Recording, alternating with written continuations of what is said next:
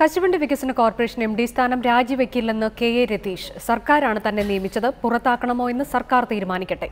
CBI അന്വേഷണം സ്വാഗതം ചെയ്യുന്നു. നാളെ രാജി നൽകുമെന്ന് ചെയർമാൻ ആർ. ചന്ദ്രശേഖരൻ പറഞ്ഞു. കശുവണ്ടി വികസന കോർപ്പറേഷനിലെ സാമ്പത്തിക ക്രമക്കേടുകളുടെ അന്വേഷണം CBIക്ക് വിട്ടതിന്റെ പശ്ചാത്തലത്തിൽ മാത്രം രാജിക്കില്ല എന്ന നിലപാടിലാണ് MD കെ.എ. രതീഷ്. തന്നെ നിയോഗിച്ചത് സർക്കാരാണ്. സർക്കാരോ അന്വേഷണ ഏജൻസിയോ കോടതിയോ തന്റെ പ്രവർത്തനങ്ങളിൽ ഇതുവരെ അതൃപ്തി രേഖപ്പെടുത്തിയിട്ടില്ല. കശുവണ്ടി വികസന കോർപ്പറേഷന് കീഴിലുള്ള ഫാക്ടറികളിലെ തൊഴിലാളികൾക്ക് ജോലി നൽകുക എന്നതാണ് സർക്കാർ തന്നെ ഏൽപ്പിച്ച പ്രധാന ഉത്തരവാദിത്തം. അത് നിറവേറ്റി മുന്നോട്ട് പോകുമെന്നും ഏത് അന്വേഷണവും സ്വാഗതം ചെയ്യുന്നുവെന്നും രതീഷ് അറിയിച്ചു.